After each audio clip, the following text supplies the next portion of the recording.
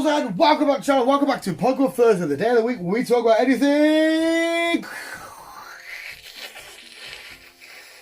Yeah, he said it. One day, honestly, one day somebody will shout Digimon back at me in the street and I will be so happy. Yes, welcome to the channel and welcome to the, do I need to say non-spoiler? Welcome, I'm going to try and make it non-spoilery-ish.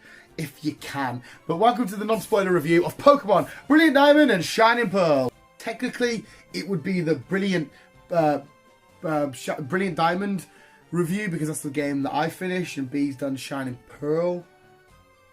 But they're still kind of, you know, there's just a few minor little differences. And I say technically non-spoiler purely because it's all about the Gen 4 games we've already had, Diamond and Pearl shenanigans. So we know the outcome, just with a few minor things that we put in.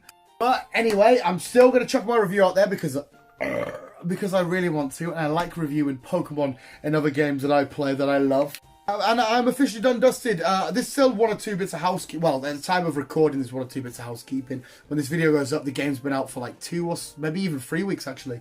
But I get my review up.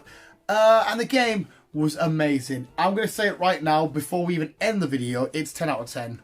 Well, why was it 10 out of 10? Why did I love it? Well, the Gen 4 games, the Gen 4 decks, the Gen 4 starters are amongst the most popular, some aspects, it's the most popular generation of games of all time. People really love. It's mostly Platinum that most people really, really adore. But a lot of people love the Generation 4 games. The Legendary is great. At first I thought, as well, the Sinnoh region's great, and the legendary story. I just said the legendary is great. The legendary story, Dialga Palkia, blah blah blah. All the Gen 4 stuff's awesome. But initially, as well, when I first got the announcement, I thought, can I be arsed with this crazy chibi style looking game? I love chibi. I love chibi figures. I love chibi art. But can I be arsed with Pokemon this crazy weird chibi style? Turns out I was more than up for it. After a few more views of the trailer, getting a bit more information, I absolutely fell in love with this cute little beautiful bright version of these Generation 4 games, these Generation 4 remake games. Hopefully it didn't fail to disappoint the people that wanted remakes. A lot of people wanted Gen 4 remakes. Sat on the console in the Sinnoh region, this big vast beautiful landscape of lots of snow and a couple of dry areas and little bits of foresty areas. To sit and go through Sinnoh on a big screen with your Switch was so much fun. Like I said, the overall core of this game is still the same. Same starters, same layout, how you complete the game, same gym leaders, same Elite Four members, yada yada yada. But it's rinse and repeat of stuff that we already love. Like I said, a few little different aspects in what you get in terms of how we use the HMs and stuff. Fucking amazing, and the fact that it feels like it took the piss out of itself, and the fact that we have a HM slave called Bidoof and Bibarel. Obviously HM slaves in the games are Pokemon you teach all your HMs to and you just chuck in just so you can use the HMs and whatnot. This had a great laugh at itself kind of, because once you have the ability of it to, something happens. I won't say it because you haven't played them yet. I don't want to spoil it, but it was quite fun. I will say as well, the water in this game looked fucking beautiful. It's the most clear and crisp and beautiful Pokemon water there has ever been. It was amazing. Yeah, the soundtrack, the music, amazing. How everything else looked, you know, the rustling of the grass going through the forest when the rain hits, everything looked great. The battle animation, the Pokemon sprites, all clear, crisp.